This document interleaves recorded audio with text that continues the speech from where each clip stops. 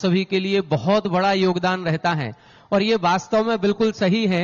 हमारे अध्यक्ष जी का कभी किसी भी कार्य में ना नहीं होती है, हर किसी कार्य के लिए अनुमति देते हैं।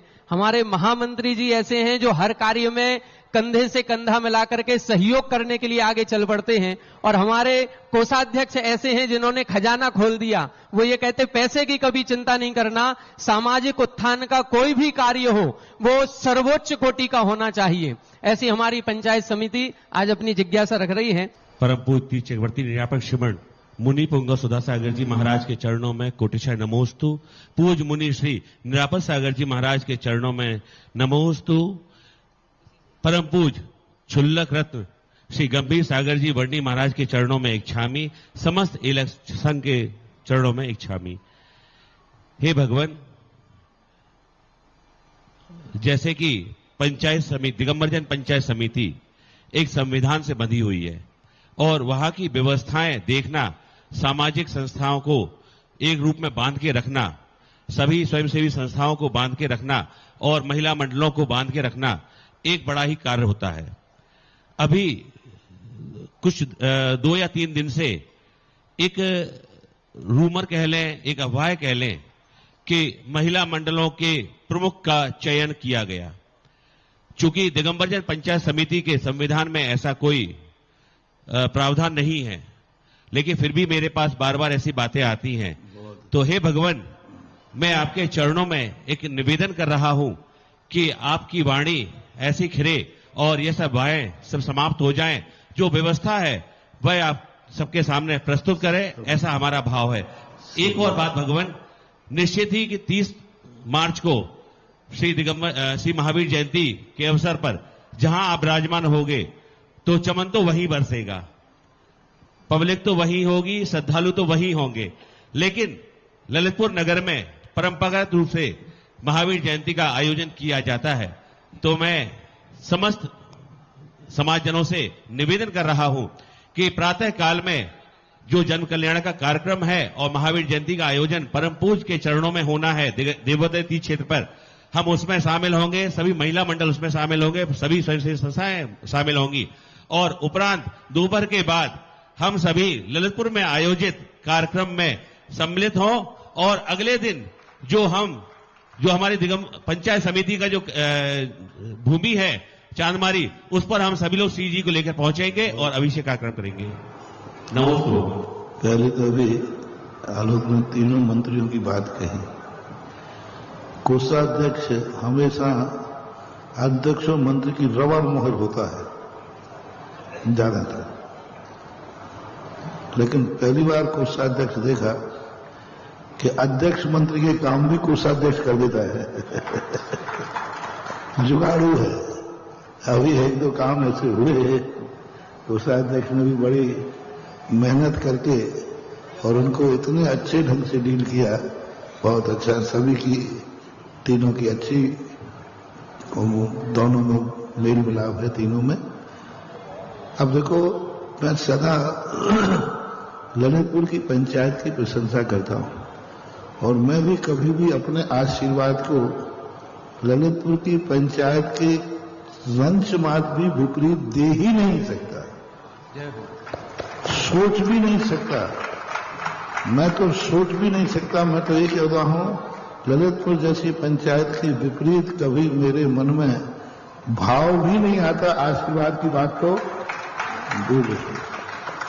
अब और एक कोई सेंट्रलाइज तो पंचायत ही होना चाहिए। मंडल बने, संस्थाएं बने, सब कुछ बने, लेकिन सेंट्रलाइज कुछ नहीं हो सकता। इतनी सी बात परसों आ गई कि सब महिलाएं पूजा करने आ रही थी, सब ऊपर आ रही थी, तो ऊपर आते ही सब भीड़ बच जाती।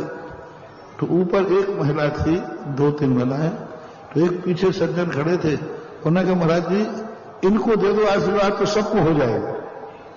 उसने इसलिए कहा था कि यही सबसे पहले ऊपर आ रही है, तो इनको आशीर्वाद दे दो तो सबको हो जाएगा। तो हमने भैया देखो, आप सबकी तरफ से मैं इनको आशीर्वाद दे देता हूं, और एक को आशीर्वाद दे दिया नेता को तो सबको हो गया। अब वो नेता ने पकड़ लिया, आई एम अध्यक्ष है। अब बोलो कितना अंतर है। जैसे यहां कोई 2 लोग आ गए, जैसे 2 लोग आ गए, भैया देखो तुम लोग सब वहीं बैठो, इन 2 लोगों को मैं आशीर्वाद दे देता हूं। कई बार कई गांव के लोग आते बहुत सारे, तो आप लोग कहते हो भाई 2 लोग आ जाओ, और उसमें अध्यक्ष मंत्री ना आकर के कोई सामान्य व्यक्ति भी आ सकते हैं कि नहीं? आ जाते हैं। मान लो अध्यक्ष मंत्री पीछे बैठे, कोई 2 बैठ के आ गए, तो अब उन 2 को आशीर्वाद दे दिया तो पूरे नगर को आशीर्वाद हो गया। अब वो कहे महाराज जी ने मुझे आशीर्वाद दे दिया है, इसलिए आज से तो हम ही इस नगर के अध्यक्ष हो गए। ऐसा बिल्कुल भी नहीं है। महिलाओं का कोई अध्यक्ष नहीं है, किसी भी मंडल का कोई अध्यक्ष नहीं। यहां अपनी अपनी संस्था के मंडलों के सब अध्यक्ष हैं अपनी, लेकिन सेंट्रलाइज तो कोई अध्यक्ष ना था, ना है, ना रहेगा पंचायत के अलावा। बस विगत वर्ष में जब अंचल जी उस समय थे, भक्तांबर की शुरुआत हुई थी, तो हमने सभी महिला मंडलों को बैठा करके एक बात महिला मंडल ने कही, महाराज सभी को बुलाएगा कौन?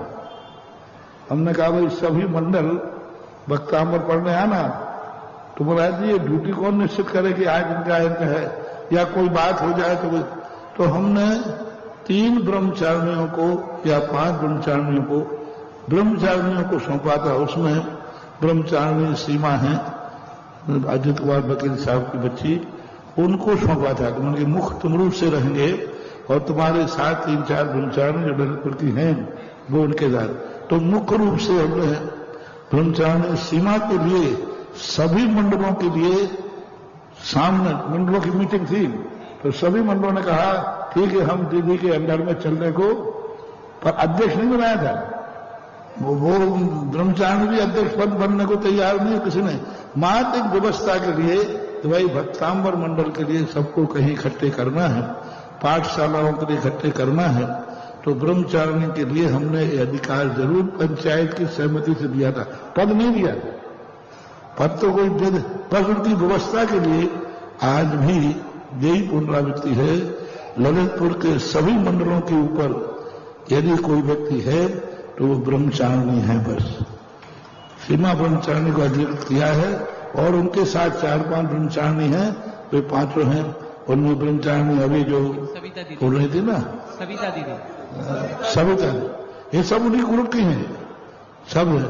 ये सब जो 5 ब्रह्मचारिणी हैं, सीमा है, सविता है, छोटी सीमा दीदी है, और जो भी है अब नाम है, ये सभी के सभी ये 5 ब्रह्मचारिणी हमेशा एक रूप में विचार में रहते हैं, एक साथ रहते हैं, इसलिए इनको हमने अधिकृत किया था।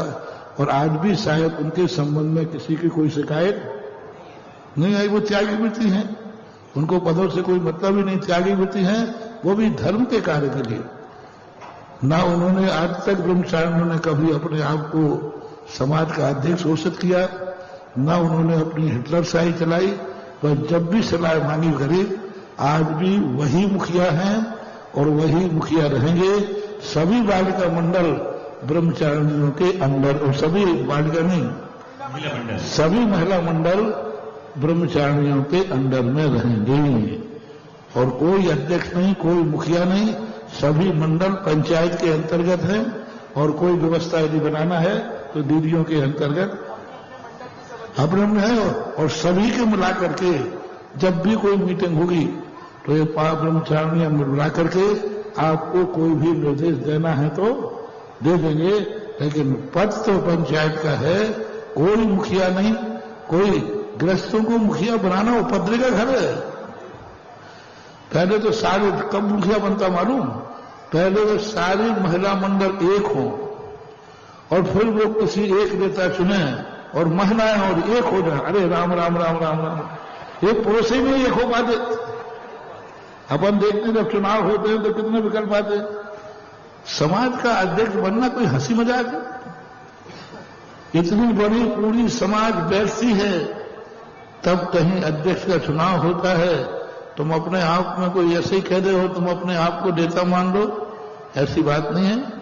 यहां मात्र इतना सा था कि सब लोग बताओ, मैंने एक को आशीर्वाद दे दिया है, सब लोग अपना आशीर्वाद समझ लेना। ये थी। यदि ऐसी कोई भ्रम है तो उसको निराकरण करो। आज ही उसको निरस्त किया जाता है, कोई ऐसा नहीं है, और ऐसा मानता है तो उसको मान्यता न दी जाए।